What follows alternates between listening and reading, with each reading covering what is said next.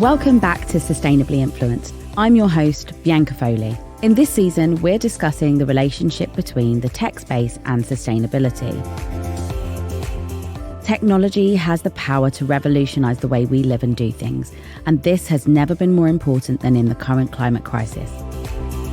In recent years, the world has faced increasing challenges related to global warming, loss of biodiversity, and resource depletion. However, technology has the potential to provide solutions and mitigate the impact of these problems. Advances in areas such as renewable energy efficiency, sustainable transportation, and smart cities can help us to transition to a more sustainable future. As businesses set ever more ambitious environmental, social, and governance goals, their sustainability and technology strategies need to become more tightly aligned. Over the course of this season, I'll be diving into these strategies, speaking to disruptors and free thinkers in the industry who are using technology-based solutions to combat the climate crisis.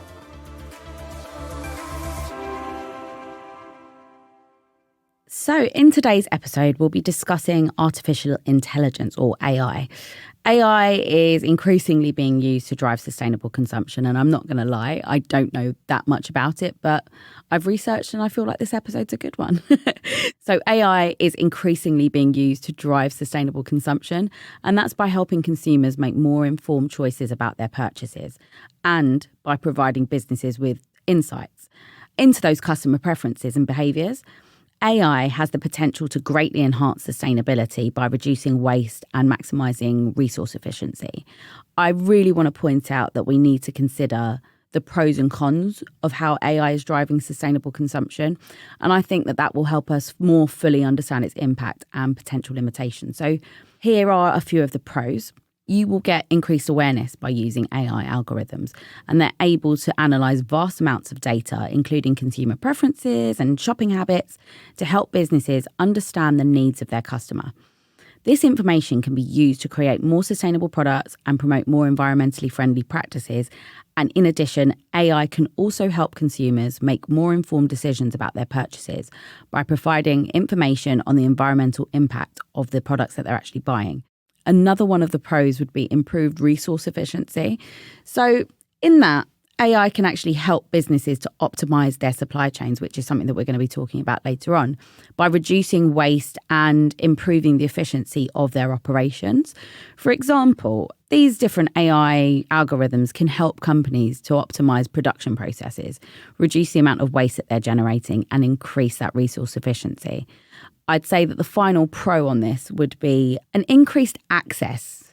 And I think accessibility is something that I've spoken about time and time again on this podcast. So it's having that access to sustainable products. And AI can really help businesses to connect with consumers who are interested in sustainability. This allows them to reach new markets and tap into growing demand for sustainable products, helping to drive the growth of the sustainable economy. Now, I always think it's good to look at both sides of the story. So on the flip side, here are some of the cons about using AI. A lot of the time, you've actually got quite limited data availability. So the accuracy of AI-driven predictions is dependent on the quality of the data used to actually train those algorithms. So if you don't have enough data, the algorithm will be based off of one perspective. If the data is incomplete or inaccurate, the predictions aren't going to be reliable. This is a particular concern for businesses working in industries where data is scarce, such as the sustainable products market. Another con, I think, would be the potential for biased results. So as I said before, if you've got scarce data, you're not going to really build a wide perspective. So AI algorithms are only as good as the data that they're trained on. And if the data is biased, the results will actually be biased as well. And it can lead to inaccurate predictions and in some cases the promotion of different products or practices and not necessarily the sustainable ones. The final thing I'd say here is the dependence on technology. And while AI can help drive sustainable consumption, it's really important to recognise that the technology is not a silver bullet. Consumers must still be willing to make changes to their habits, and businesses need to still be willing to invest in sustainable practices, even if they're not yet economically viable.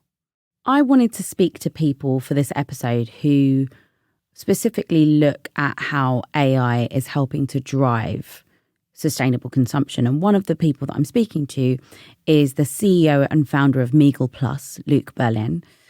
And Miigle Plus is an AI-driven social impact tech ecosystem with a mission to turn consumption into cause-sumption, which I think is very clever. Technology to build the world's largest AI-driven sustainable shopping marketplace. So let's get into the conversation with Luc. So thanks so much for joining me, Luc. The tagline for your platform, Miigle Plus, is re-engineering consumerism into a force for good. So firstly, could you tell us more about what it is you do and how? Yeah, sure. First of all, thanks for having me, Bianca. It's a pleasure to be here with you.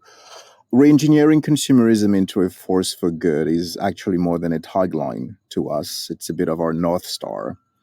Miigle Plus is a social impact tech company with the mission to turn consumerism into consumerism.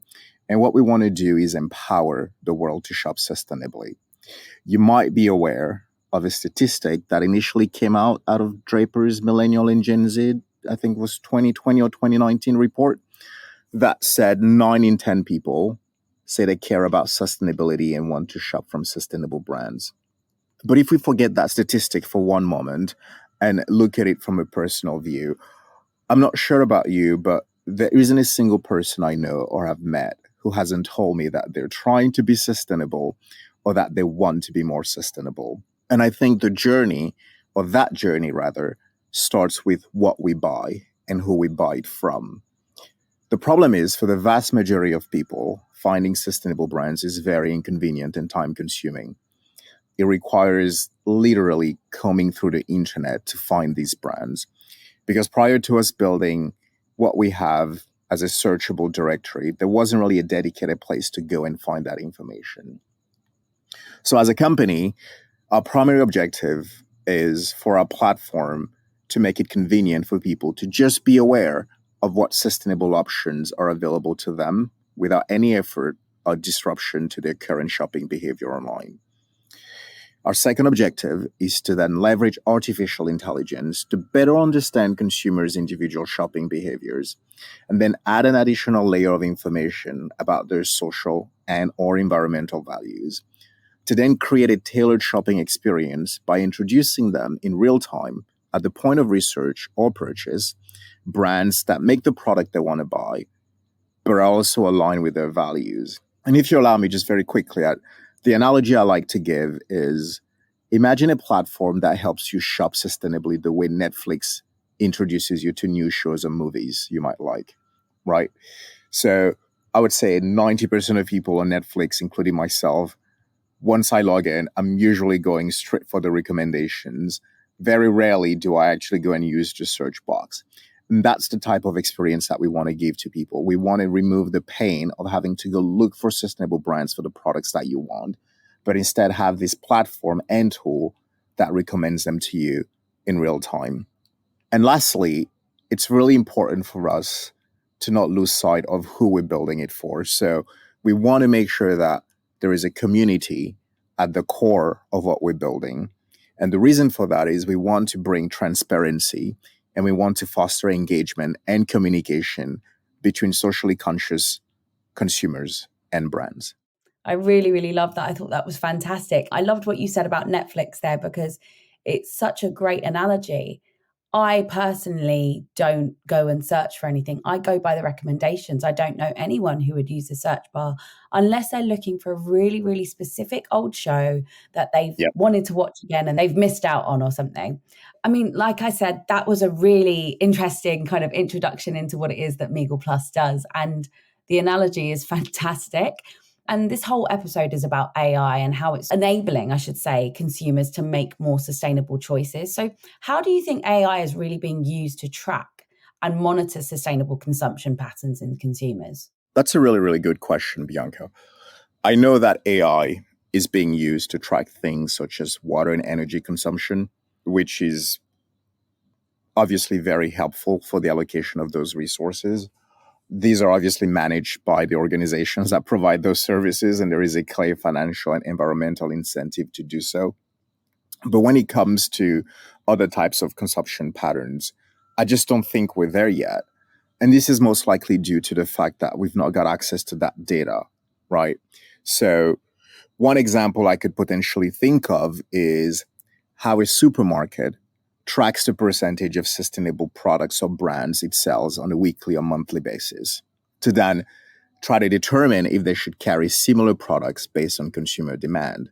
Now, a supermarket chain with hundreds of thousands or possibly millions of product IDs could leverage artificial intelligence to analyze that data and gain insights. But is that information then made available to consumers?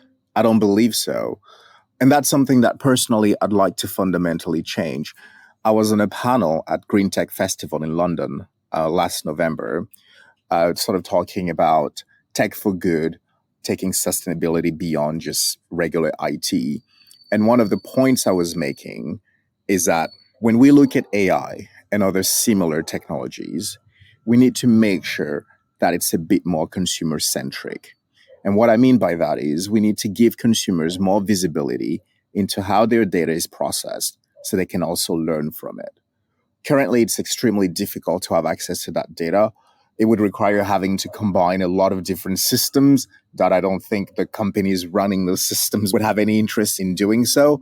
That's where AI can sometimes come into a little bit of a challenge because AI essentially needs data and it needs a lot of it. And if you haven't got the data for it, then you're not really maximizing its potential. That's really interesting. I mean, AI seems to be a really big conversation at the moment, and with the kind of things like chat AI and all these different AI platforms out there, Yeah. it's so interesting for somebody to actually say, without the information, AI doesn't work, which is very true. And I think it goes back to things like when you were talking about supermarkets, I was thinking about reward schemes and having like a club card for a supermarket, where it's essentially collecting your data and utilizing it to provide you with items that you may want or give you money off things that you normally buy. And it's the incentivization there. I just found that really, really interesting as you were saying it, because I thought, wow, we've always been using different methods. It's just come under a different name now. Yes, absolutely. And I think as humans, we're very good at that, right? Like we're so good at figuring out new ways to call something at a level of complexity that's really not needed, get a whole lot of people confused, get some of them excited. But yes, the technology is evolving, but the concept at the core of it has been something that's been around for a very, very, very long time.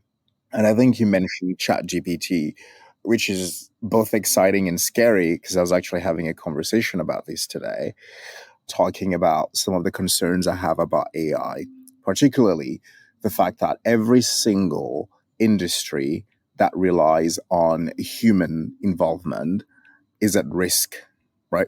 And so taking away the financial benefit of it and looking at the social and human side, what do we do? What do we do with all these people who are going to be displaced? Like initially, it was AI is going to replace low skill workers, but now you have software engineers being replaced by AI. You have creative people being replaced by AI. You can write a book in 30 minutes and all these things. So I think there is some great benefit to AI, but we shouldn't lose sight of the fact that we need to make sure that it's, we're building a world where all humans can live and work with dignity. That is such an important part of it. And I think it leads us back into the sustainability conversation, because you can't exclude people from the conversation. And that's the biggest part of the people and planet part for me, is how the people factor into that.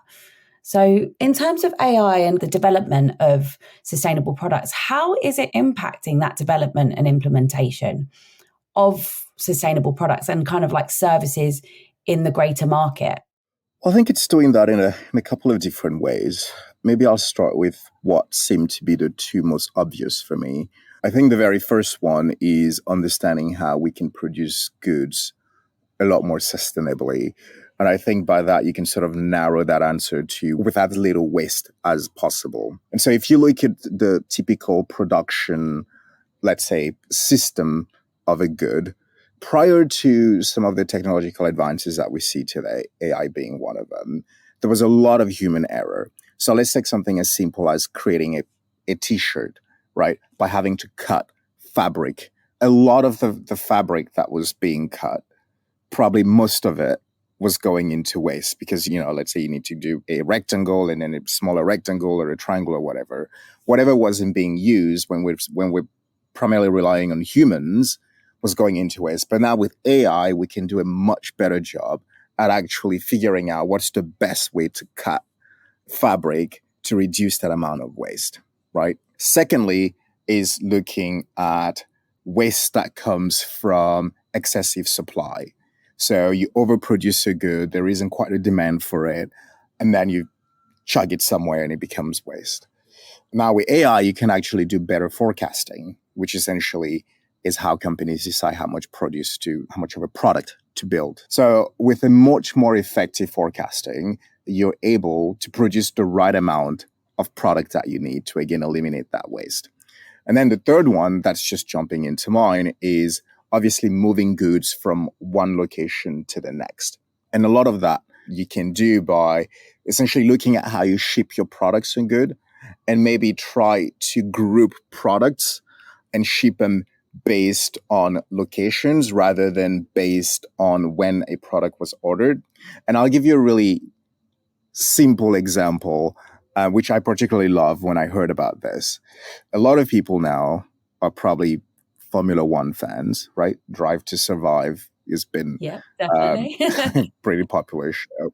And you may or may not have heard that I think starting this year, Formula One has said that the way they're going to group their races is going to be based on region. So you're not going to have, the Italian Grand Prix 1 week and then fly to Brazil in 2 weeks and then fly to America in 2 weeks, right? So they're trying to group when they have their races to avoid all the flying in between. And I think the same thing can be done with goods, particularly for global manufacturers or global brands that are having to ship their products in different locations around the world. I think that's a phenomenal idea. It's something that could definitely be expounded on. And if more brands were thinking like that, we would have a lot less in terms of carbon emissions when it came to products being shipped. Because there's lots of wonderful brands that don't hold the product. So they operate on like a drop shipping method. And then without having to ship things to the UK, they've eliminated it for themselves, but products still need to be shipped from somewhere. So how do you then combat that is like a rhetorical question for brands. Well, I think it's a combination of brands and consumers, actually. Yeah. And I think brands essentially just react to what consumers want. So since Amazon has introduced Amazon Prime, same-day shipping, right? We've all gotten used to getting something the next day. And so consumers would also have to be a little bit more patient from brands to implement this, because all these brands are essentially, they're fighting against Amazon from a convenience standpoint as well as from a pricing standpoint. So they haven't got a lot of levers to pull. So consumers are the ones that I think actually should change their mindset, which would then allow for those brands to find more sustainable ways to get their products to consumers. Definitely. I think that is exactly what we need. And it's something that we've mentioned quite a few times on the podcast historically, that brands constantly have to fight to keep up with that demand. And if consumers were a little bit more patient, then brands wouldn't feel that pressure. In your previous point, you mentioned the waste associated with production. And as this episode's all about AI, I just wondered if you've seen any effective ways that AI has been used to improve the resource efficiency in production and even in distribution. That's a good question. I think a couple of examples sort of come into mind. One of them is how AI is essentially being used with 3D printing, which is, again, super interesting because, as you or your listeners may know, what makes 3D printing really attractive is the fact that you get to essentially produce something to the very specific sort of dimensions that you need it for, which essentially eliminates any waste. And so, again, I was at a panel. It's amazing how I learned all these things by doing panels. But I was at a panel at LA Fashion Week in November last year. And one of the gentlemen on the panel as well was talking about his company. And what his company did was to create this super interesting fabric that's recyclable, but they made jackets entirely from a 3D printer. And I thought that was really amazing. And all you have to do essentially is send your size and they make a jacket for you. There is no waste left whatsoever. I think another example, as I was sort of thinking about it, is how you can optimize essentially your system. And by system, it could be a combination of humans, the tools and machinery that you use. People don't realize this, but a lot of time or a lot of resources and energy is actually wasted through the planning stage of creating something. And so if you can optimize how much time, what tools, and the amount of people you're using to produce a good, you can drastically also reduce the amount of waste that comes out of it. And it may not be waste in sort of physical term, but it could be waste in terms of your carbon footprint. It could be waste in terms of water usage. It could be waste in terms of electricity, all these things that we don't necessarily think about.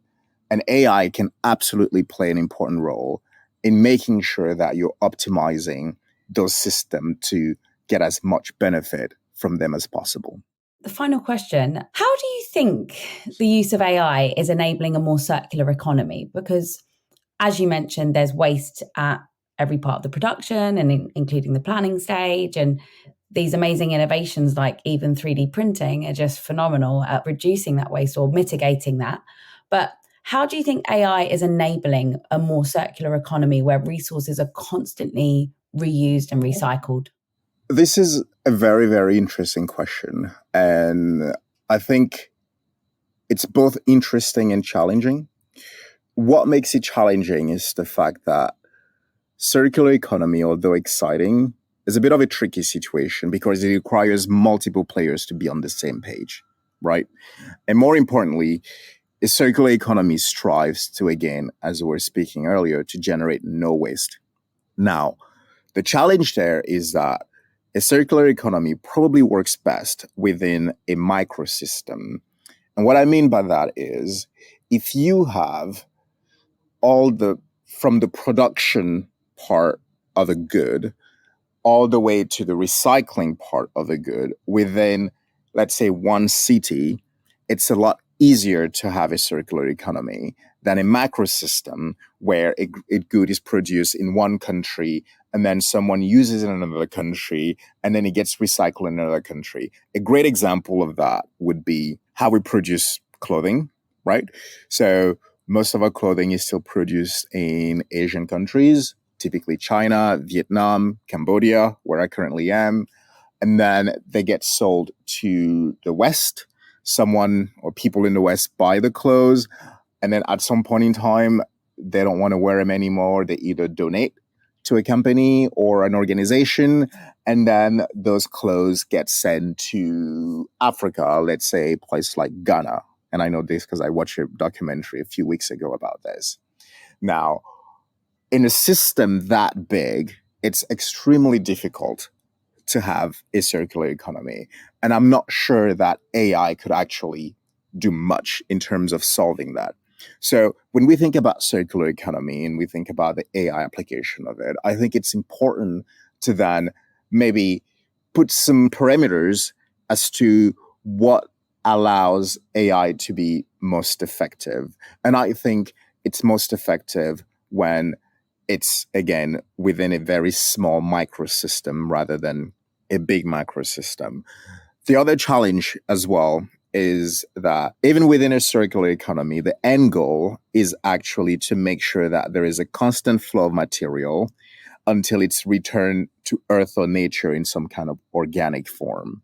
Again, extremely difficult to do because you need every single part of that system, and they're typically different organization, different people to be on the same page. But what AI could absolutely do there is first of all, create a framework through which the different elements of that circular system or that circular economy can be brought in, create a system, let's say, of real-time notification that allows the movement of those goods to happen as quickly as possible. For example, I bought a t-shirt 6 months ago. I no longer want to use it. There is a system I can go to say, oh, I want to donate this t-shirt. And then someone else who's on the next step of the sort of, let's say, an organization that recycles t-shirts or whatever, they quickly made aware of it. They get the t-shirt and they figure out sort of what to do with it. And then the next stage takes on and so forth and so on, if you understand what I mean. But I think right now it's a very difficult sort of situation because I don't really see a lot of these microsystems. I see more of the macro systems. And within those microsystems, it's a bit difficult for me to actually see how much of an impact AI can have, if that makes sense.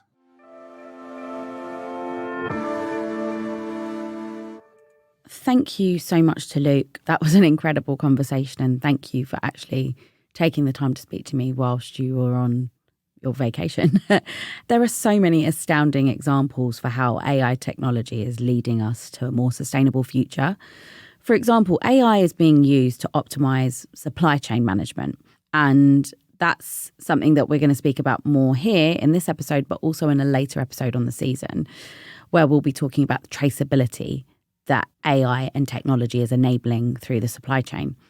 AI is allowing us to optimize the supply chain management by allowing companies to identify areas where waste and inefficiencies are happening.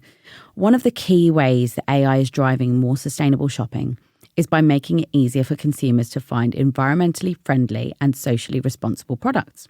AI algorithms can analyze a product's life cycle from its production to its disposal and provide consumers with information about its environmental impact.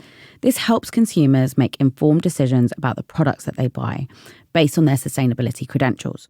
Another way that AI is driving more sustainable shopping is by optimizing supply chain management. So it can analyze data from multiple sources, including production data, transportation data, and consumer data, to identify areas where waste and inefficiencies occur. Brands can then use this information to make improvements to their supply chain management, reducing waste and improving sustainability. Moreover, AI is really helping retailers to make changes. So that's by reducing their carbon footprint and by optimizing their operations. So these algorithms can be used to predict consumer demand and optimize inventory management, reducing the amount of energy and resources required to transport goods. Retailers can also use AI to monitor energy consumption in their stores and identify areas where savings can be made. Next up, I'm speaking to Hugo Empson, founder of Generous APE, who are the counterculture of fast fashion, consciously curating sustainable style-led brands that share their values. They give back 10% of annual profits to selected charities, underlining their commitment to their principles as well as profit, ensuring that every purchase has a purpose. I've got a quote from their founder here, saying that it's a style-led conscious platform with a curation of brands and products that ensures consumers are truly making a difference to our planet. And that's from Hugo Empson, the founder of Generous APE. Let's hear more. Hugo, first of all, thank you so much for joining me. I think on this episode, one thing that we've been discussing a lot is AI and how it's enabling people to make more sustainable consumption choices. And I think being able to make that considered choice is so important. How does AI help Generous APE to determine the sustainability of products offered on the platform? Yeah, it's a really difficult question because it's really layered to different categories, I guess. So with AI, it's made life a hell of a lot easier with certain things. So it's like granularity, transparency, having new bodies of people who are taking it as their like literal role as businesses are to help qualify more businesses to be sustainable so consumers can make those easy decisions. So you've got B Corp, you've got all of these different companies now that are doing that really granular detailing, but it's quite hard because like you'll find with fashion, beauty, all these different areas, they've all got very different environmental challenges. So they've got very different impact credentials. So it really helps us get an understanding of what we need to be looking for. So like, what are the bodies that we need to be looking for? Like food and drink, I'd say it's like 15 years ahead of, if not 20 years ahead of sustainable fashion. So when you look at it with food, you can kind of get this granularity quite easily of where the farm is, where the source is. Whereas with clothing, that can be a lot more difficult. So we kind of hold standards up and we say, how do we determine the sustainability of the product? So it's going down to where it's made, trying to find out if it is a certain sector. So beauty, for example, that's looking at really the type of, is it palm oil free, palm being the big main offender, but then with denim, say with fashion, that's water consumption. And then it's all of these different flags. So it's kind of relative to the brand, but also relative to the size of the brand. Because if they're smaller brands, more embryonic, they're not going to have the same amount of money to put into being ultra sustainable from day one. And I think that's what's so admirable about those brands is they really do sacrifice so much top line, so much money to basically to try and have these low impact conscious businesses. So I think there's like this balance between AI, but a lot of it also comes down to like human intuition of understanding what you're going up against. So it's definitely getting better, 100%. I'm glad that you raised that point because so many marketplaces, I should say, I think they champion smaller brands, but they don't ever acknowledge the fact that so many of these smaller companies have to sacrifice so much of their top line just to stick to their ethics. And I'm sure you've seen it, and I've seen it across like Instagram, different newsletters that I receive, the amount of these small brands that are shutting down at the moment because they've had to sacrifice so much in terms of profits, their capital, all these things. And it is quite heartbreaking when you see the profits always going to the same companies and the same big five always reporting these astronomical profits. But then they're saying, oh no, but consumers are really interested in sustainability. But it's because you've got these gigantic companies essentially greenwashing with their messaging and saying things like, oh yeah, well, we're totally sustainable, babes. Like, we're so good. But it's like, we're totally sustainable all the while they've got like sweatshops. Yeah, I find it really interesting. So I think this leads me quite nicely on to the next question. How does AI analyze consumer behavior and preferences to kind of suggest those sustainable products and practices?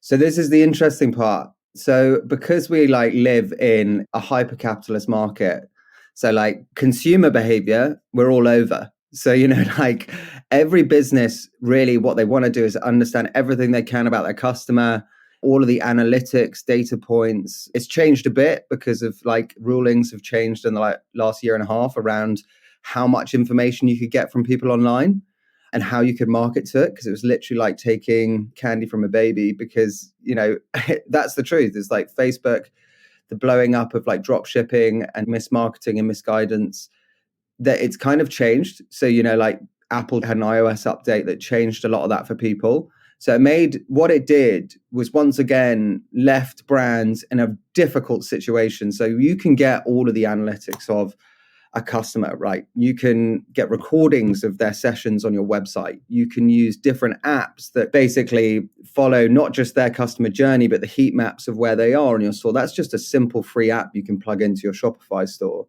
But like, if you look at the deeper AI of it and you really get granular with it, you can have exit intent. So when someone's looking to move, they've been on your site and then they're looking to maybe go off your site, you can then pop up with different information. So it becomes like this ultra dopamine hit of a website, where if you really look at the deeper meaning of it, it's like psychology. You can see how people, you go on a website and they will have misinformation as well. So it's a really dangerous subject when you go down the rabbit hole of it, because AI is it's when we realize what we're being marketed. And it's like quite difficult when you're like a purpose-led brand, because you've got ethics. We are values shoppers, right?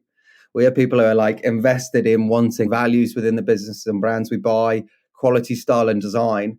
But go on to value-led businesses, go on to fast fashion websites, and the ethics of those websites are bad. So it's not just the ethics that they have with the supply chain and the people they got there. It's the ethics they have with their customer bases. So they are more than prepared to really use almost like gambling algorithms to induce people to shop, buy, purchase in a bundle. They're happy with knowing that 30-40% of that's going to be returned back to them. But because they don't have the responsibility, it's understanding that AI within consumer behavior can be quite shocking. And we just have to apply similar values to our side of our consumers, that we're there to like really inspire them and guide them and take them in at whatever level and whatever interest to sustainability, that we can like hopefully inspire what we have with brilliant products. So like aesthetic impact, quality, style, and design, and then fuse that with like a social environmental impact over time. So not a lot of people want to be lectured about this stuff, but over time we can tell them that those pair of trainers represent a lot more than if you were to shop it from somewhere else. And they've got a story. Not everyone's going to be wearing them. And actually the quality and the style and the thought behind them is really powerful. But yeah, I think it's quite hard to see. But once again, another example that there is more need for support for the brands. So that's what we really champion. It's like, how do we support our brands? Because everyone's customer obsessed, that Amazon approach to like customer obsession. And it's like customer at any cost. It's like, we'll acquire you at any cost. We want to hold on to you. And that's what's happened in the recent bubble is they've all just gone, all of them have been clearing out all of their excessive staff. But this customer obsession comes at a huge cost to brands. And as a marketplace, we feel we have a bigger responsibility to our brands than our customers, because without our brands, we are non-existent. So it's what can we do for our brands to offer them the ecosystem to let them grow, blossom, and inspire their customer bases. And obviously, we look after our customers at every level and every point, but it's very common for marketplaces to just be focused on the customer and forget about actually that relationship with the brand. So when you really realize that these brands are an island, in like a very, very difficult space, and like you said, so many are closing down recently, it's like, well, what can we actually do? Not just as consumers, but just as like businesses that can help these people. How can we do it? And that is offering them a viewpoint through AI technology and digital education, because that is the one thing that is low exposure. If you know what you're doing, can do it well, and apply simple practices, then you are going to give yourself 100% the best shot than just delegating it to an agency. So it's a really tricky one. But once again, the consumer stuff's really interesting. Like you can go quite deep on it. It's fascinating because we talk about the ethics of a brand and production and all these things, but it's how you're being marketed to as well. It all plays in, doesn't it? It's this great big like tangled web almost. Completely blown my mind then and there. I'm like, podcast done. I'm done with it now at this point. Do you know what a funny one is? It's like if you actually look at the methodology behind a gambling website or a gambling app, apply those to Pretty Little Things, all of these like fast fashion brands, what they induce is quick release, dopamine hit, like a form of addiction. So it's kind of like you have X amount of time to hit this sale. We're going to slap you with a big discount rate. It's payday weekend. We're going to push this towards you on that date, knowing that you will have money there. We'll give you all the debt facilities of Klarna if you can't afford it.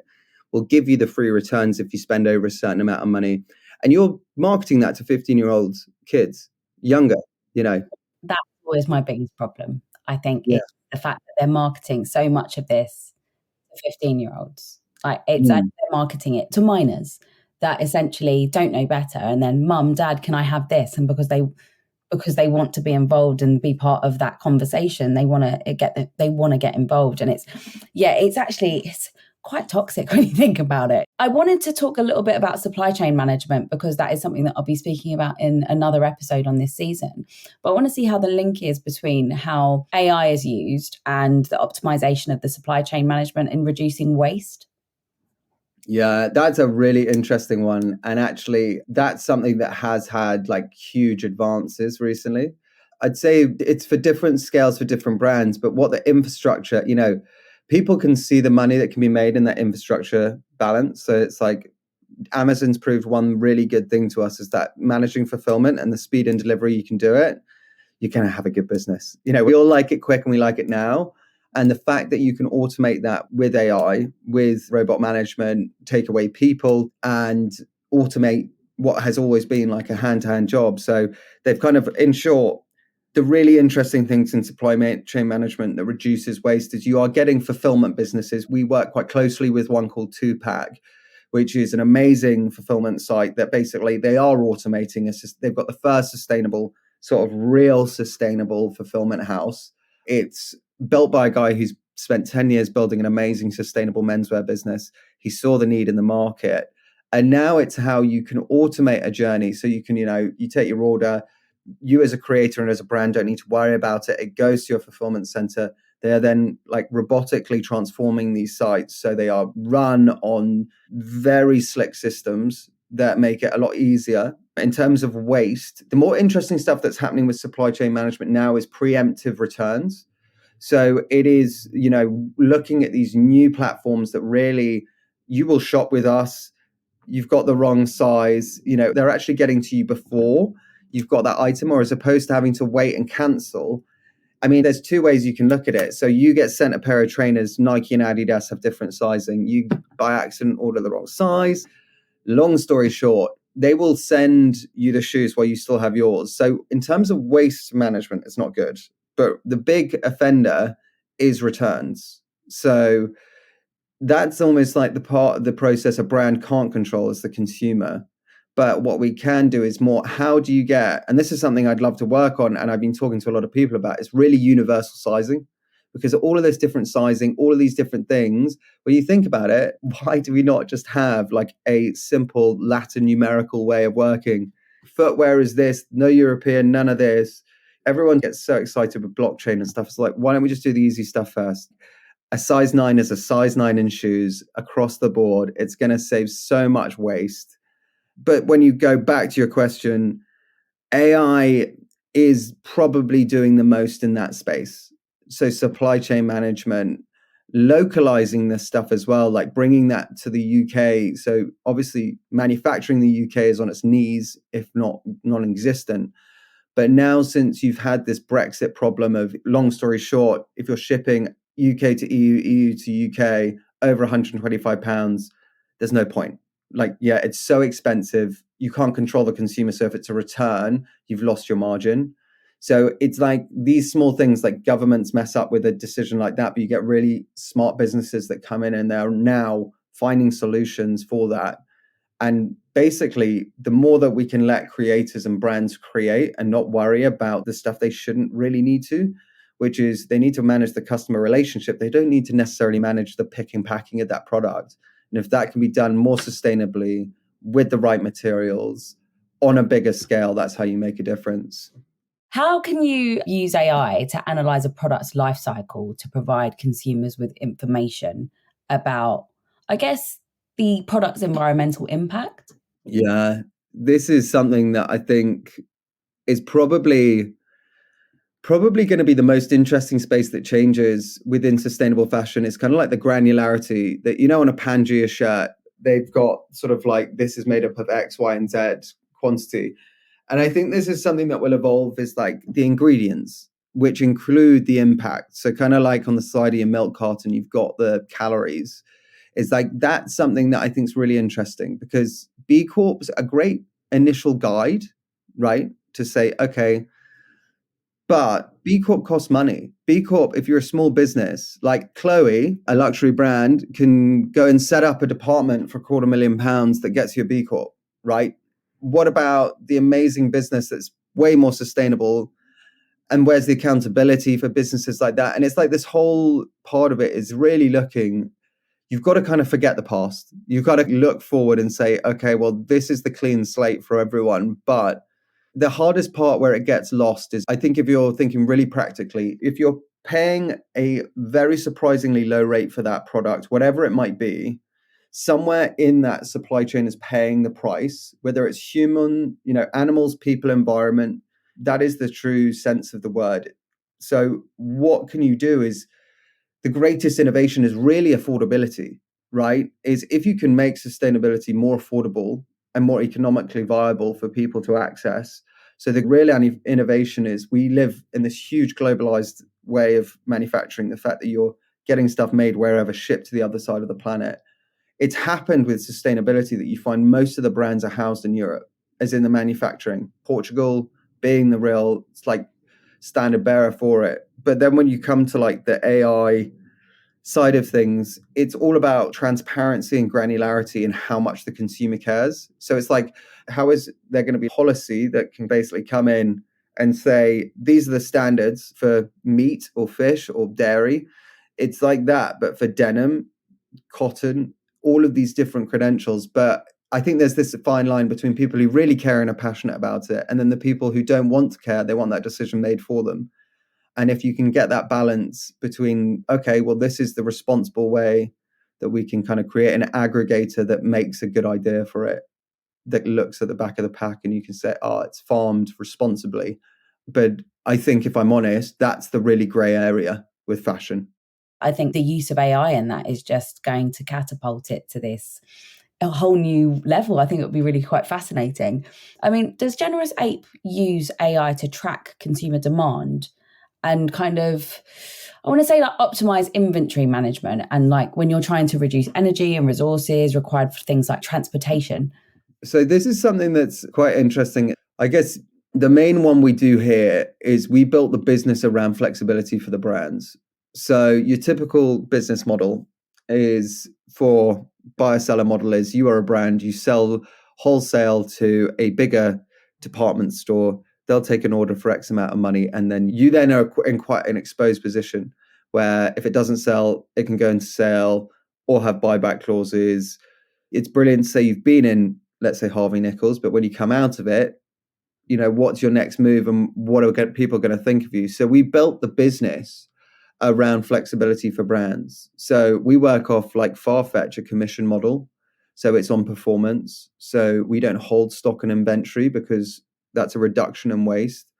It's a massive reduction in terms of like production as well, because for us, we're about selling it. Like if it sells out and a product sells out, it's a great problem to have. For us, I know that may be the wrong thought process from like a capitalist retail mindset, but in short, we set the business up really with the brands in mind at every turn point. So we kind of listen to everything they do. We then, probably the bigger thing we do is we obviously built the marketplace. Now we have an accelerator program inside the business. So we listened to the brands. We saw that a lot of them needed a lot more help with sort of strategy, with dealing with digital strategy, digital problems. So we then went from having an accelerator to building an agency within the business that then executed work. And then now we're launching sort of a shop for the business. So for all of our brands to have access to the high street, because that became an issue for them. And I guess it's like anything, you listen enough to the people that you're trying to build this for. And we've done that at everything we've ever done. And every decision we've made with the brands have always been at the forefront of what we do. I think the really interesting part for us will be when that hockey stick moment that sustainability and conscious consumption really becomes mass market. And I think all of us, like you, me included, everyone else, is kind of like waiting for that moment, right? It's like, how does this evolve from, and you know, you could either go down the guerrilla marketing of saying, God, how is it cool to be a fast fashion buyer? How is anything about it cool apart from reacting to, I get it, you know, I completely get it. Get to wear what the high street, you know, like what's on the people you look up to, the aspiring brands you want to wear and get a knockoff label at a much lower price. I get that. But when you actually get down and build down into the story and what's happening behind the scenes, you get a very different picture of what you endorse. And it's like, I really do think that we're getting to a point now where it's a ticking time bomb. And I don't think it's going to be like a gradual grow. I really think it is going to be a hockey stick. Suddenly there will be some very big shifts, which will be massively due to policy. And I think AI is a massive part in that. And I think it's the reporting that AI can do on this stuff that will change the gears to turn policy. I don't think it will be just people. I think it will be like the AI that will show the savings, the environmental impact, everything that we could learn. So yeah, I think it's the main driver behind it, really. Thank you so much to my guests for joining me today. I think this season for me has been really fun to learn and fun to research and to prepare for, because it's an area that I don't specialize in. And it's been really interesting for me to learn more about how AI is being used to kind of open up the world a little bit more and make shopping and consuming easier, but also more sustainable and more consciously led. So thank you to both of my guests today. And thank you all so much for joining me today. In next week's episode, we'll be discussing how technology is improving traceability in the supply chain. Until then, you can subscribe and listen back to previous episodes of Sustainably Influenced on all good podcast platforms. You can follow at Sustainably Influenced on Instagram and TikTok. I'm Bianca Foley. Thank you for listening. This season of Sustainably Influenced was produced by Content is Queen, sound editor Amber Miller, research assistant Toyo Douglas, and presented by Bianca Foley.